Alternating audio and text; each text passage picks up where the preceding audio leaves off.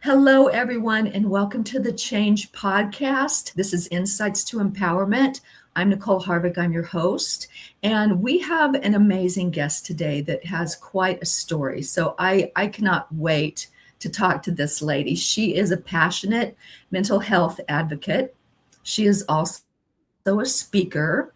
She is the founder of Vision is Victory. So I want to welcome Carey Conley to my stage. Hi, Carey. Hi, Nicole. Thanks for having me. Oh, you're so welcome. And I know you've got a very powerful story, somewhat of a heartbreaking story. But let's start with, how did you become such a passionate mental health advocate? Well, it's kind of a long story. I'll make it short as I can, but I have been known for a really, really long time as a vision expert. I help people get their someday plan out of their head and onto paper so they'll actually execute it. So, as an entrepreneur Ooh, for now over 30 years, I've coached thousands of people on how to get that dream out of their, like I said, someday I'll get to it, to actually writing it out and putting dates on things, Nicole, so they'll actually execute it and bring it to life. So I do that with people, not wow. only, And sorry, that, how important is that to actually like make it physical? it's everything. It changes everything for people because most people don't have it in writing. And so they're just kind of drifting through it and they're not getting to it. So when I get them to write it out in detail in every area of their life, I get them to put some dates on things. So specifically when I work with people, Nicole, I get them to date their piece of paper at the top is 3 years out from this day. And then to think about how old they will be and how old their family members will be. Because by taking a look at that, because time and aging is non-negotiable, right? So by looking at that and seeing what's coming, people can start writing out, okay, this is what I envision where we're living, what we're doing, how we're spending our time, what our finances look like, where I'm at in my career, so that they can take that 3-year benchmark and reverse engineer it into some pretty solid 1-year goals, 6-month goals, et cetera, right? So we reverse engineer it. So it gives them targets so that they know every day intentionally what activity they should be working on. Changes everything. Wow, that's incredible. That's incredible. Now, do you like a 3-year goal? Do you keep them on task, or are they given all the tools and you're like, here's how you do it? Be responsible for yourself. Well, it depends on what kind of help they need. I do work with entrepreneurs that are, they don't have a business plan in writing because they don't have their vision in writing. So what I see a lot of times, Nicole, when I'm out networking or speaking, is a lot of entrepreneurs that are running really expensive hobbies instead of a money making business. So when I coach them, when they hire me to be their coach, we actually know what those targets are so that when we talk to each other and we have sessions, I can talk to them about the activities to be doing in the right timeline so they don't get overwhelmed or frustrated. I see. And I wish I'd met you about 10 years ago, but I am a procrastinator. Hmm. I'm just curious, what are some of the reasons people procrastinate? Not wanting it bad enough, to be honest with you. Okay. When you have a written vision that means everything to you and everything to your family, it changes everything so that you won't procrastinate. For example, when I started my first business, I was 5 months pregnant with my daughter. I had a 2-year-old son and I was working full time and I was desperately wanting to get my son out of daycare and quit my job and stay home. And so when I started my first business, I had 90 days before that baby was coming to hit those revenue goals, right? So it was everything to me. It meant that I couldn't procrastinate because I wanted to be home that badly. So you have to have something that you want so bad, you will do what you're supposed to do every day, no matter what. Yeah, so you have to like be your self advocate, right? It's like, get this done. Yeah. Yeah. And have the non-negotiable timeline on it, dates that you can't move, right? That baby was coming. So I couldn't say, oh, I'll do it next month or I'll do it next month. She was coming. So that's what I mean by having non-negotiable goals or a timeline on things is you've got to have some dates on some pretty important goals that mean everything to you and your family. That's amazing. I love that. I love that. So you're right now inspiring me. I never even thought about putting dates on things. I just kind of write things out. But if you put a date, you have to really hold yourself accountable, don't you? Yes, you do. Because there's 24 hours in a day, right? Can't get it Yeah, back. that's not negotiable. Exactly. Exactly. And I know that with the mental health, you've got a story behind that as well. Mhm. Yeah. So, Can you talk about that? yeah. So I now talk about mental health because in the past 11 years or more now, I've lost both my husband and my 25-year-old son to suicide 3 years apart. So when I talk about vision now, I not only talk about what we've just discussed around having a written vision for your business timeline, but I talk a lot about having vision for your life because it gives you hope and encouragement. So now I'm very, very focused on wanting to work with young adults to help them have a vision and know what their purpose is in life so that they will, get through the hard stuff. And they're dealing with a lot of hard stuff. So that's why I talk Oh, about mental health and hope and yeah. are there more problems than we really realize with mental health? Because I'll be honest with you, my daughter at one time, I found a card in her room when she was like maybe a freshman. She's Yeah. 23 now, Yeah. but it was to a counselor. Mm, And we're the family that traveled. She played sports, my other daughter, and I didn't see that coming, and it like was a punch in the gut.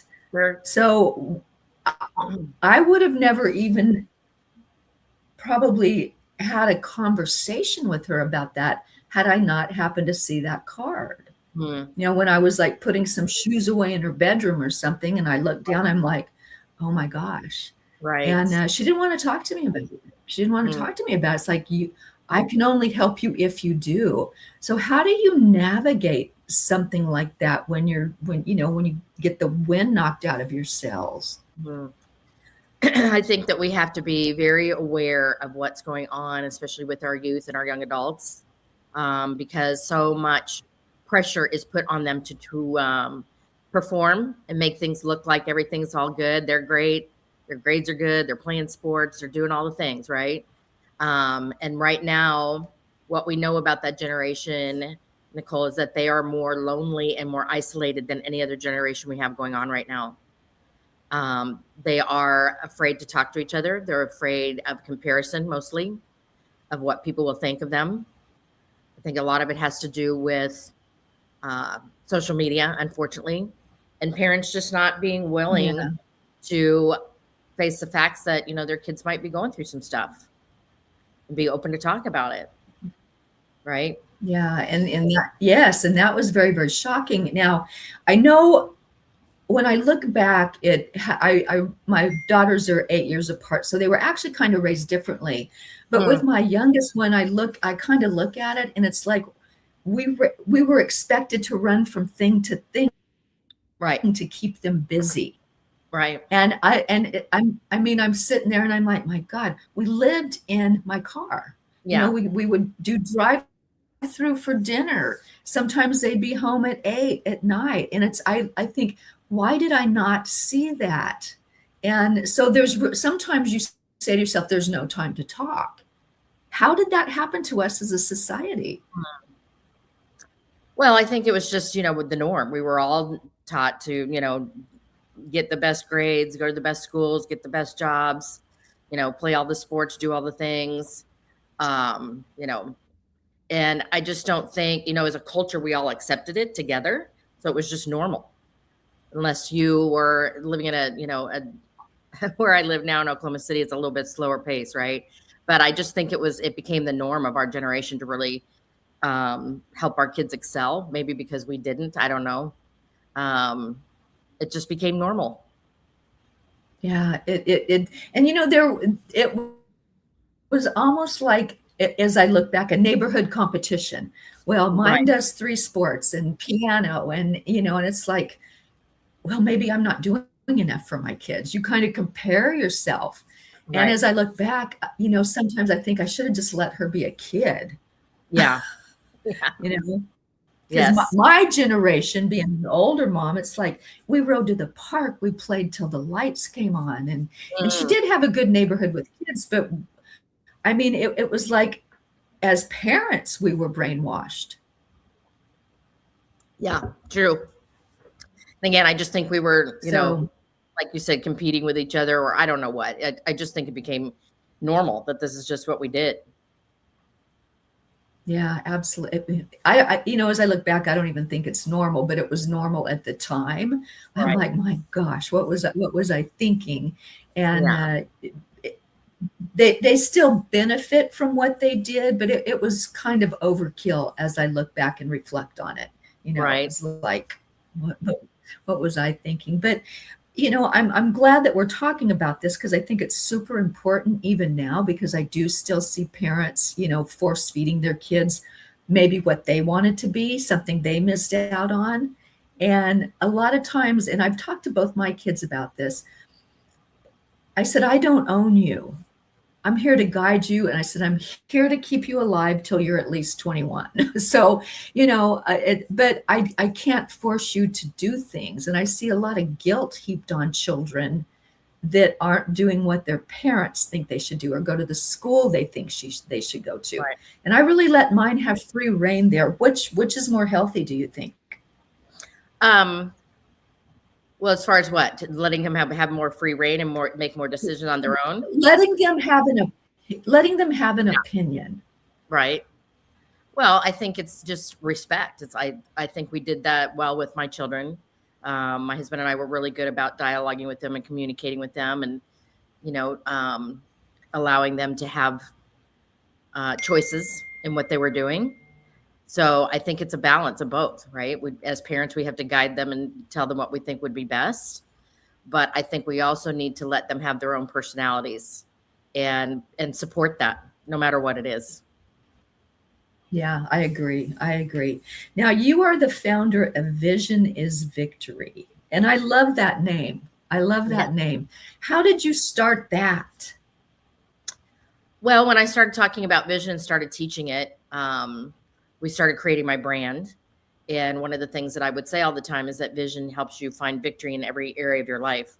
So, a friend of mine actually coined that mantra for me. So, vision is victory is my tagline for everything. It's the title of my first book. It's usually the title of my speech when I'm asked to speak somewhere, because I can use vision as victory and then put a tagline behind it um, that can be skewed towards the audience that I'm in front of, whether it's entrepreneurs, young adults, women, couples, right? So it just became the tagline for everything I do. And so vision Yeah, is and it makes a lot of sense. yeah. Well, when you explain it to me, it's like, okay, now, well, I kind of get it. I've got to start enacting it now that I've spoke with you, but it does make a lot of sense. Now, I'm curious, are men or women who is easier to work with and who needs to write it down more? I don't know that there's a difference between gender. I think it just comes down to, like what I said earlier, I work well with people who are very serious about making it come to fruition. If they're still stuck and they really don't want it that bad, it's hard for me to help them keep moving forward, right? And we all have a whole bunch of head trash going on. So there's usually a lot of talking about what the fears are that are going on and why they aren't following through on it. A lot of Yeah, times with entrepreneurs, it's the fact that they doubt themselves, yeah, and a lot of times we have some money issues around, can I really charge people for what I'm worth? No, there's a lot of stuff we have to work through. But if they're serious about their vision and they want it bad enough, we can work through that, because I did. okay, okay. Now, is there really, I hear a lot of people say, well, they have a fear of success. Yeah, Is that a thing? a very real thing. What if this really works? I think they fear that Yeah, more yeah. if it doesn't, right? Ah, okay, okay. And would you say some fears come from their past? Where does a fear start for something like that? I think a lot of it is our past. A lot of it is our upbringing and what we heard people say to us. Um, I think also we go through experiences that kind of rock our confidence. So it's getting through that and knowing that everything is a life lesson. And what we were told isn't necessarily true for us. It was just passed down from our parents because of their own fears, right? And schools, what we learned in school. So we just have to identify them so that we understand that it's just a thing and it's not really real, and how to work through that so that you get to the other side of that wall. So there's always goals, but there's always these great big walls we have to get through, right? So, and again, I had them all. You did. So you know firsthand how this works then, don't you? How did you get through your fears?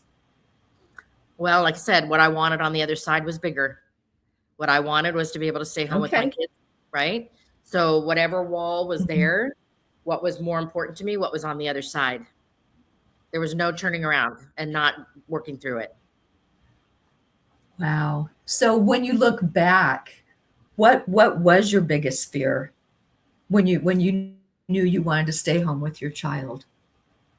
I think at that time it was a lot of so I stepped into the world of network marketing first with a company called Arbonne. And at that time, it was the early 90s to quit a job and do a network marketing direct selling company was very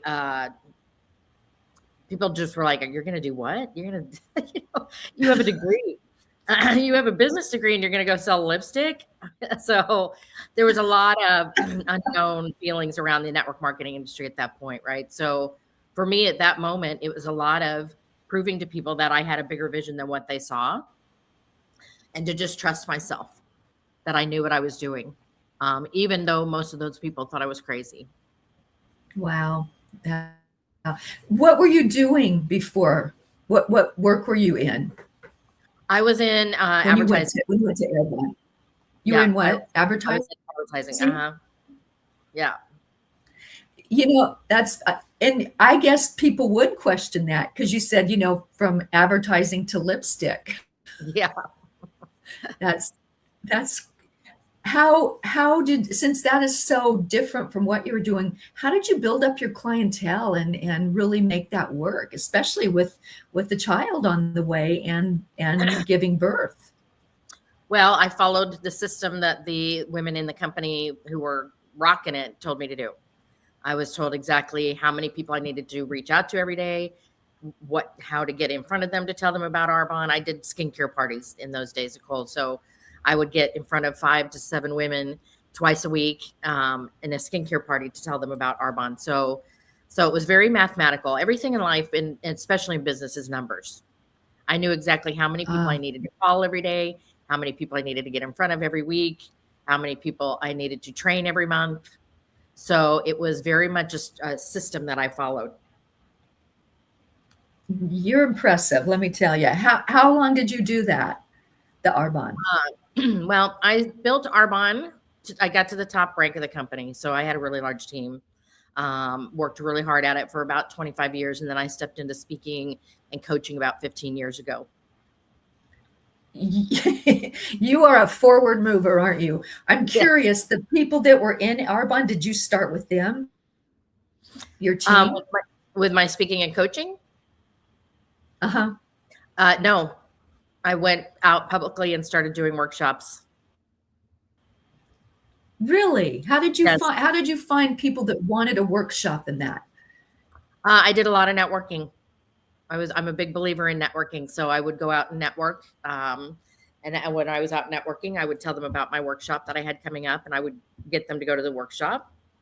And out of the workshop is when I would invite them into coaching with me if they felt like they needed it. Wow. Yeah. Now to me, you seem fearless. You seem absolutely fearless. Did you ever No, have butterflies in your stomach? sure, of course. Even when I speak today, I still get them, right? I'm just experienced. I've been Really? around. I've done this a long time. So I'm just very Yeah. confident in it because I've done it for quite a while.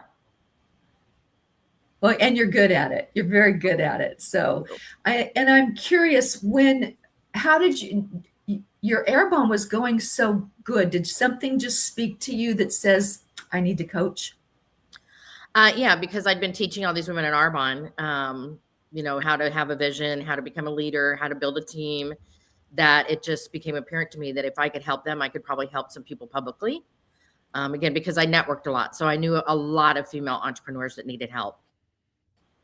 So I just transferred the experience from doing it with my own team to doing it, outside of that company.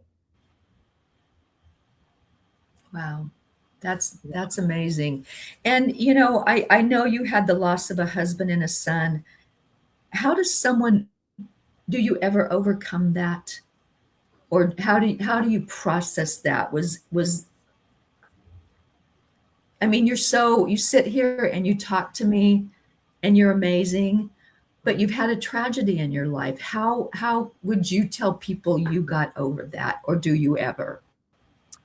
I don't think you ever get over a tragedy in your life. I think that you go through waves of growth and waves of grief and learning to deal with it. But the biggest thing for me is that I now have a mission, right? So um, the reason I talk about vision this now, especially going through this, is because my vision of what I'm creating for young adults, my vision is Victory Academy that we're growing for young adults, is become everything to me. So every day, no matter, what the day looks like, and not every day is great. I have hard days just like everybody else. I'm still moving through it because I know that this is what I'm called to do. So I think that everybody deals with it in their own way and in their own pace. Gotcha. Now, you said you have a daughter as well. I do. I do. Yeah. How old is she? She just turned 32 and she's married, has two little boys and a baby girl on the way. Oh, wow. Yeah. Congratulations. Does she work alongside you with any of this, with your vision as victory? Or, I know that I'm sure that affected her as well. So I'm wondering if she helps you with anything. She and I sometimes speak together. We have not done so in a really long time just because now that she has all these babies, she's just too busy to be doing what I'm doing. So we co-authored a book together in 2019 called Keep Looking Up. And when we launched that book, we did a lot of speaking together for quite a while. But then, like I said, she started having babies, and so she's pretty tied up now. In a good way, in a very good way. Yes. Congratulations. What was that book about that you wrote? You said just look up. It's called Keep Looking Up, and it's us talking about our story, what we went through, and then we wrote 11 chapters on what we learned in the journey so that we could help some other people if they were working through something hard or they were trying to help somebody else working through adversity. So we shared a lot of chapters, 11 chapters on our perspective on different things that helped us through it. Okay. And I'm sure that was very hard to write. Yes. Yeah. We had a ghostwriter. Was it hard or was it healing? Oh, okay. Okay. It's just, so sentimental, but I look at you today and I see this woman of power, such power. So I sit here in awe of you with how much you've done. So what's next for you, Carey? You've done so much. Well, like I said, I'm really focused now on working with young adults. So we're building a community for them. I have quite a few people that are behind my mission, support me in everything that I do, and know that I really want to help. And when I say young adults, I'm talking like early 20s to early 30s. So walking them through having a vision for their life, knowing their purpose, following their true path for them. Okay. I think that's amazing because my oldest daughter's 31 and she still is kind of like, I don't know what I want to be when I grow up. It's like, well, join the crowd. But are you seeing a lot of that in that generation? Did as parents, did we miss something there that we should have done differently? I think they were just raised to follow a path that somebody else put them on, not necessarily what was true for them. And I think that's just the system that we still put our kids through, right? It's just they go to school and they're told, hey, when you get out, these might be the best careers to go follow. And it may not necessarily be what they really want to do. And they've never been told that they can figure out what they really want, and start putting that in place. So that's kind of what we do, is help them understand that, to get a real true vision of their life of what they really want, and then figure out what's the best path. Like I did when I chose Arbonne.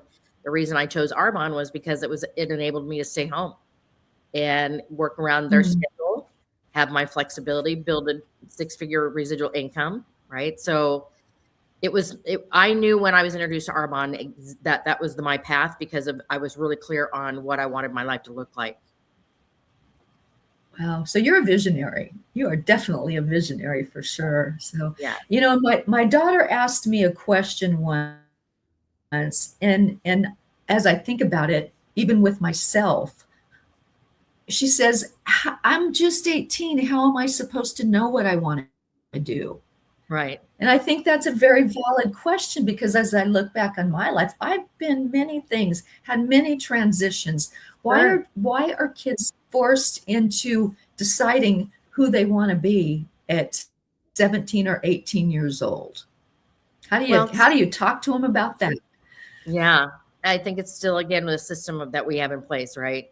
That we put them into school, and school prepares them to go get a job. And so we want them to be secure with the job, right? So, they may not know what they really truly want to be or do at that point, but I think they authentically have a personality that fits them.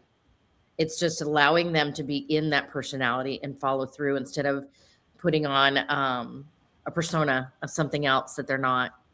So, and it changes, they may take one path for a little while, like I did, and go, you know what, this was great for this time frame, but now I'm thinking that I want to go morph into this, and to be okay with that. Because I think a lot of them fear that they have to go down one path and be stuck with it forever.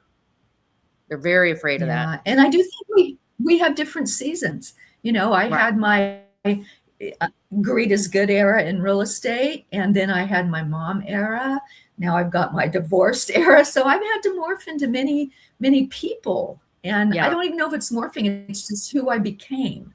Yeah. And so I think that's a valid question with kids. I'm 18, I'm still a kid, Right. So, but Carey, you have so much wisdom, and we're almost at the end here. I'm so glad you agreed to come on, because I want you to share some nuggets with the audience, because you are very wise. So tell us, as a young kid, what kind of advice would you give just someone coming out of high school and looking at the daunting task of being an adult forever?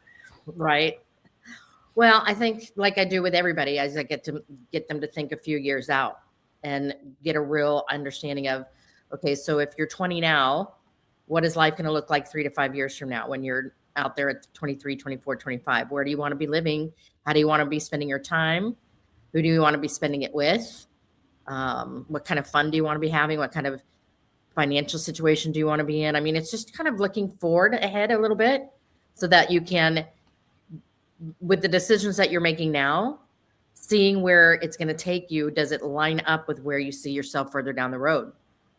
And if it doesn't, then maybe it's not a part of your vision, right? But it will help you make better decisions when you have somewhat of a vision crafted. That's great advice. I'm really kind of asking for me too. So I know one of the things I'm going to do this afternoon is sit down and make a list and put a date on it, because I'm writing I'm very much into forgiveness and writing a book. So you've actually helped me, but I know you'll help others that see this. So I want to thank you so much for being on today. You have been an amazing guest. You've given us such good information, and I'm so happy to meet you and have you join me on here and help not just me, but our guests out as well. Thank you, Nicole. So thank you very much. Oh, you're so welcome. It's a pleasure meeting you. And to everyone, I have in her bio, I have links to where you can get a hold of Carey, and I'll probably be using them as well. So thank you, everyone. Thank you, Carey, and we will see you soon.